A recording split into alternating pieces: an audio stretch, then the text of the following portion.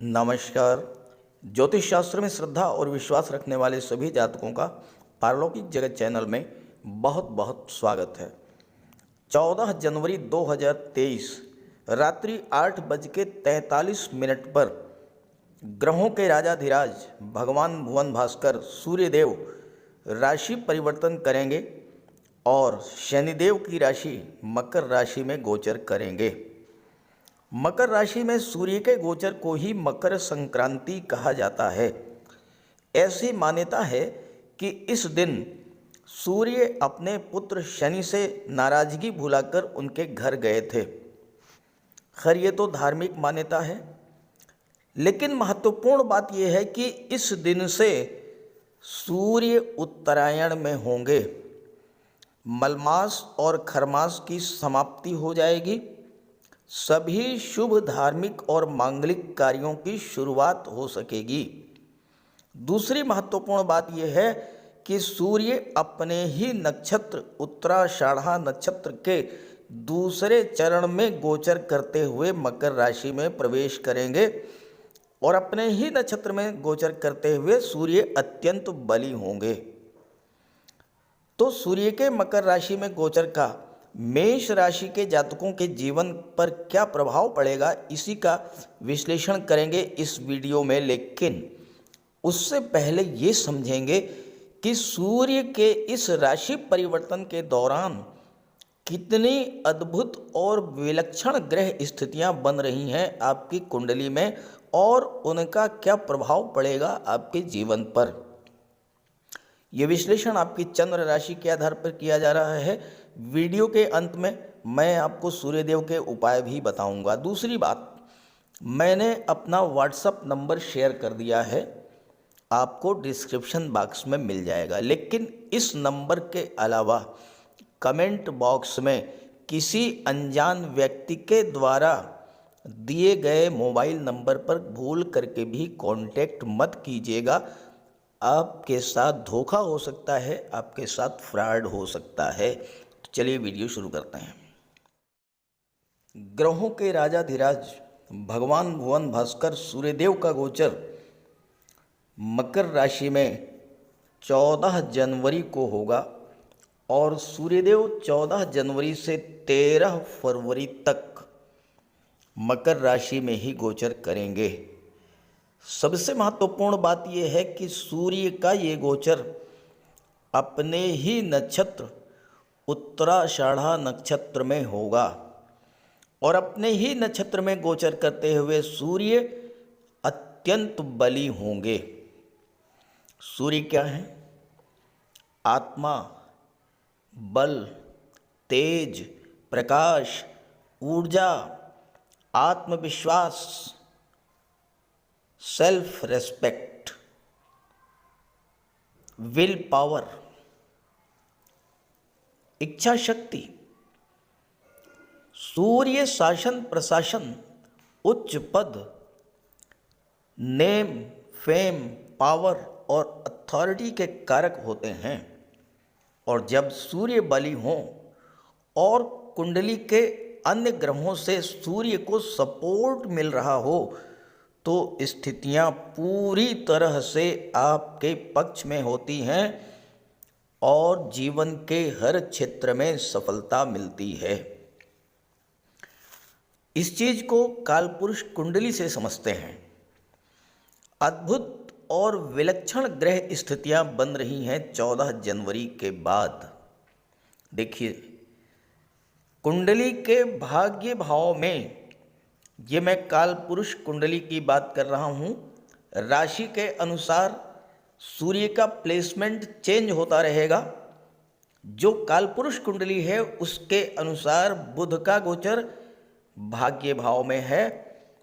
7 फरवरी तक बुध भाग्य भाव में गोचर करेंगे और बुध 18 जनवरी को मार्गी हो रहे हैं। 7 फरवरी को बुध राशि परिवर्तन करके सूर्य के साथ दशम भाव में गोचर करेंगे, बुधादित्य राजयोग बनाएंगे। शनिदेव 17 जनवरी को लाभ के भाव में आ जाएंगे और शुक्र 22 जनवरी को लाभ के भाव में आएंगे और 22 जनवरी से 15 फरवरी तक शुक्र लाभ के भाव में रहेंगे। देवगुरु 12वें भाव में है और मंगल धन के भाव में शुक्र की राशि में गोचर करेंगे। अब ये जो ग्रह स्थितियां बन रही हैं इसे ग्रह मालिका योग कहते हैं। इस योग के बनने पर सभी ग्रह एक माला के रूप में गुथे होते हैं। देखिए, बुध, सूर्य, शुक्र, गुरु, मंगल, जब सभी ग्रह एक माला के रूप में गुथे होते हैं तो एक दूसरे को सपोर्ट करते हैं। दूसरी बात, इन ग्रहों के बीच 2/12 का संबंध बन रहा है। सेकंड हाउस, द्वितीय भाव क्या है? द्वितीय भाव है आपका सस्टेनेंस, आप सरवाइव कैसे करेंगे, आपकी जीविका क्या है, आपका सपोर्ट क्या है, आपको बल कहाँ से मिल रहा है। अब आप यहां देखिए, बुध से दूसरे पर है सूर्य। बुध को बल कहाँ से मिलेगा, बुध को सपोर्ट कहाँ से मिलेगा? सूर्य से मिलेगा। सूर्य से दूसरे पर हैं शुक्र और शनि। सूर्य को सपोर्ट कहाँ से मिलेगा? शुक्र और शनि से। और शुक्र और शनि से दूसरे पर हैं गुरु, तो शनि और शुक्र को बल कहाँ से मिलेगा? देवगुरु बृहस्पति से। अब आप देखिए कितनी विलक्षण स्थिति है। सूर्य, शनि, शुक्र शत्रुवत संबंध रखते हैं, लेकिन यहां पर 2/12 का संबंध बन रहा है। सूर्य से सेकंड हाउस में शनि और शुक्र हैं, सूर्य को शनि और शुक्र से बल मिलेगा। सूर्य क्या है? सूर्य आत्मा है, आप स्वयं हैं। आपको बल कहां से मिलेगा? शनि और शुक्र से, यानी परिश्रम और धन से। एकादश भाव से, लाभ के भाव से आपको बल मिलेगा, आपको ताकत मिलेगी, आपको सपोर्ट मिलेगा। तो इसका अर्थ ये है कि इस गोचर काल में आपकी कुंडली के भाग्य भाव, कर्म भाव, लाभ के भाव और विदेश भाव में बैठे ग्रह एक दूसरे को फुली सपोर्ट करेंगे, तो इन भाव से संबंधित फल तो आपको प्राप्त होंगे ही। साथ ही साथ इन ग्रहों के कारक तत्वों से संबंधित फल प्राप्त होंगे। इन ग्रहों का संबंध जिन जिन भावों से बनेगा उन भावों से संबंधित फल आपको प्राप्त होंगे। और तीसरी जो महत्वपूर्ण घटना है इस गोचर काल की, वो है मंगल और सूर्य का एक दूसरे से त्रिकोण का संबंध। सूर्य क्या है? ग्रहों के राजा हैं। मंगल क्या है? ग्रहों के सेनापति हैं। सूर्य से पंचम पर है मंगल, 1 2 3 4 5। सूर्य से पंचम पर है मंगल और मंगल से नवम पर है सूर्य। सूर्य और मंगल में नवम पंचम का योग बन रहा है। दोनों एक दूसरे से त्रिकोण पर हैं, तो दोनों ही एक दूसरे को एक्टिवेट करेंगे, दोनों ही एक दूसरे को बल प्रदान करेंगे। और महत्वपूर्ण बात यह है कि 13 जनवरी से मंगल मार्गी हो चुके हैं। सूर्य 14 जनवरी से दशम भाव में मंगल के त्रिकोण पर आएंगे, तो 14 जनवरी से 13 फरवरी तक आपको हर तरह का लाभ प्राप्त होगा, क्योंकि मंगल 13 फरवरी तक सेकंड हाउस में ही रहेंगे, सूर्य से त्रिकोण पर ही रहेंगे। तो इसी आधार पर विश्लेषण करेंगे आपकी कुंडली में किस भाव में सूर्य का गोचर है और उसका क्या शुभ फल प्राप्त होगा आपको 14 जनवरी से 13 फरवरी के बीच। तो ये है मेष राशि के जातकों की कुंडली। सूर्य का गोचर कुंडली के दशम भाव में है और दशम भाव में सूर्य दिग्बली होते हैं। दशम भाव के प्रभाव को, फल को कई गुना बढ़ा देते हैं। बुध का गोचर भाग्य भाव में है, शुक्र और शनि लाभ के भाव में और देवगुरु विदेश के भाव में, मंगल धन के भाव में। जैसा मैंने अभी आपको बताया, रिपीट नहीं करूंगा, सभी ग्रह एक दूसरे को सपोर्ट कर रहे हैं। अब सूर्य दशम भाव, जहां से आपके जॉब, कैरियर और प्रोफेशन का विचार किया जा रहा है, इस भाव में सूर्य का गोचर है, तो आपको अपने अपने कार्य क्षेत्र में उच्च स्तर की सफलता प्राप्त होगी, मान सम्मान प्राप्त होगा।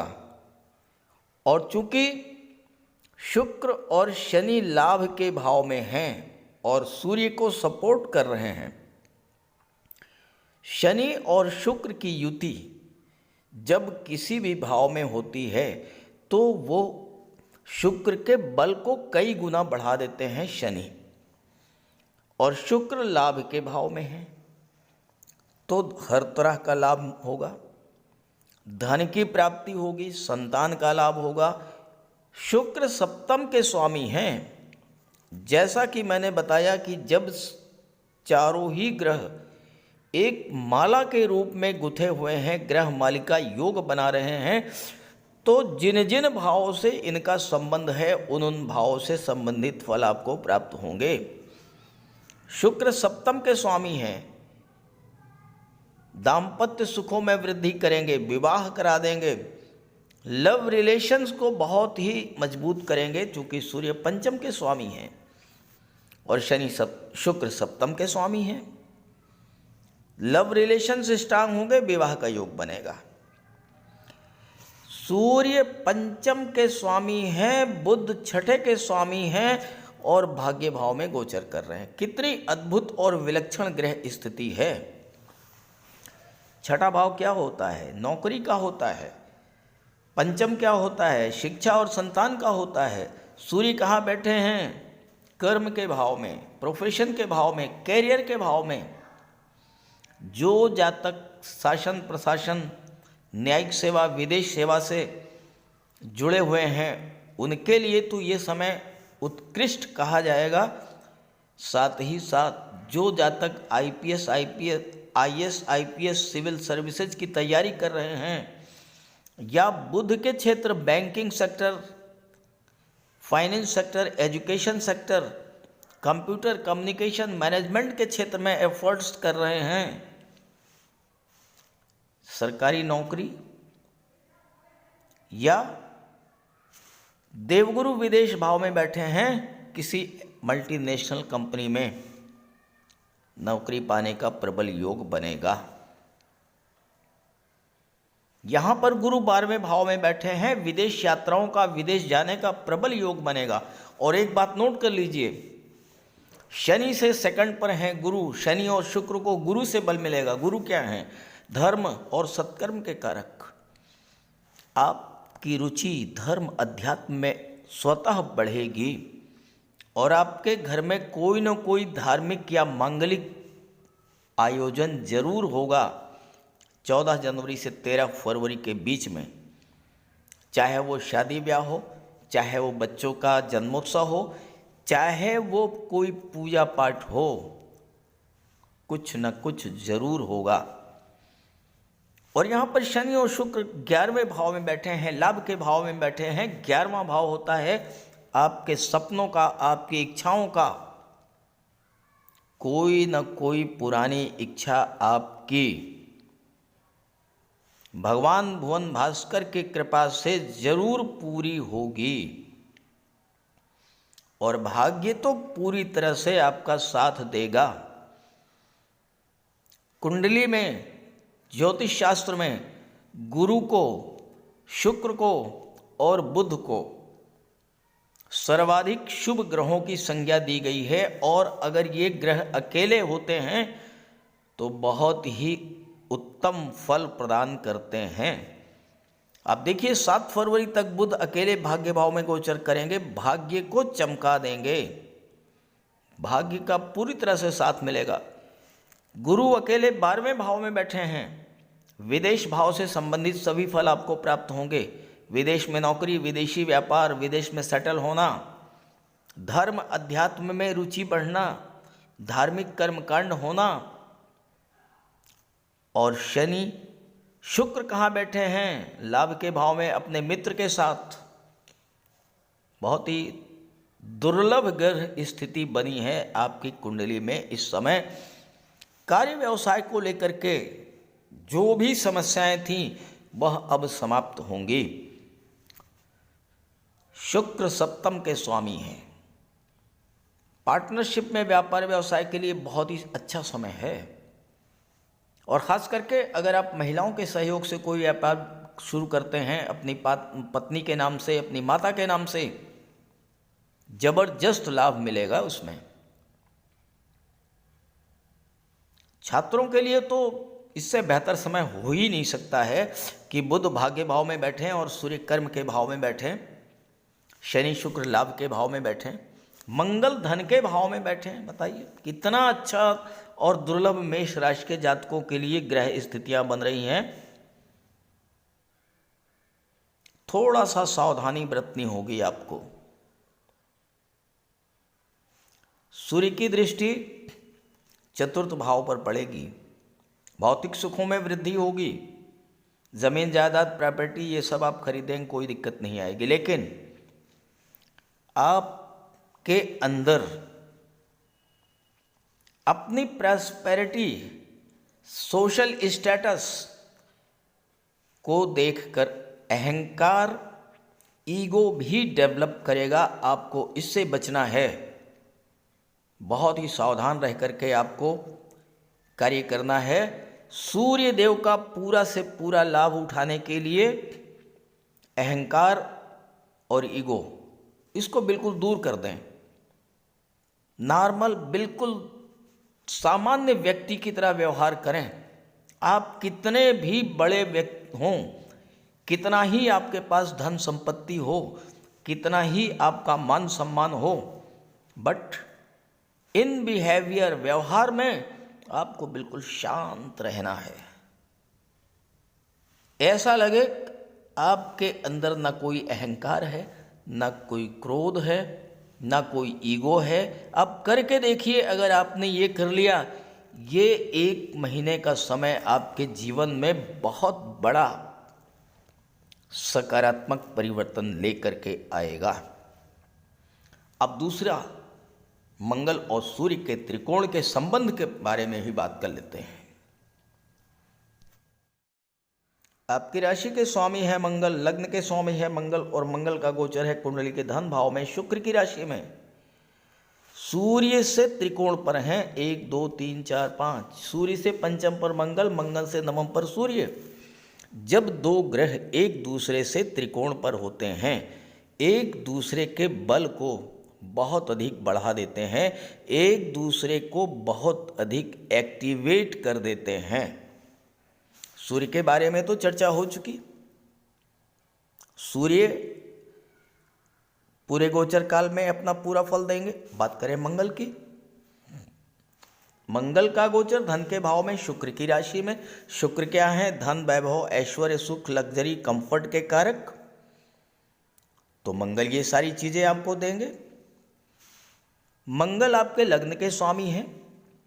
मंगल है आपका साहस, आपका पुरुषार्थ, आपकी कार्य करने की क्षमता, आपकी ऊर्जा, टाइम की पंक्चुअलिटी, अनुशासन, ये है मंगल।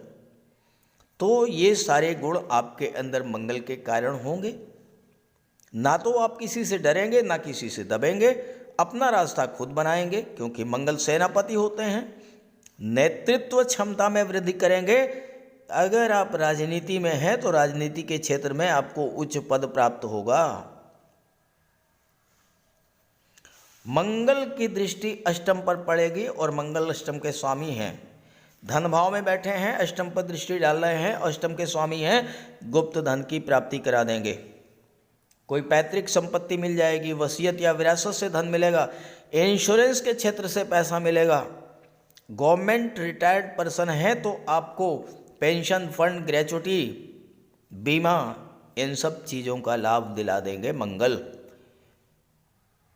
गुरु बैठे हैं 12वें भाव में, मंगल के मित्र हैं, मंगल अष्टम के स्वामी हैं। रिसर्च के क्षेत्र में आप विदेश जा सकते हैं, मेडिकल और सर्जरी के क्षेत्र में आप विदेश जा सकते हैं, गेम्स और स्पोर्ट्स के क्षेत्र में, टेक्निकल फील्ड में, इंजीनियरिंग के क्षेत्र में आपके विदेश जाने के प्रबल योग बनेंगे इस गोचर काल में। मंगल की दृष्टि, चौथी दृष्टि पंचम भाव पर पड़ेगी। छात्रों के लिए बहुत अच्छा।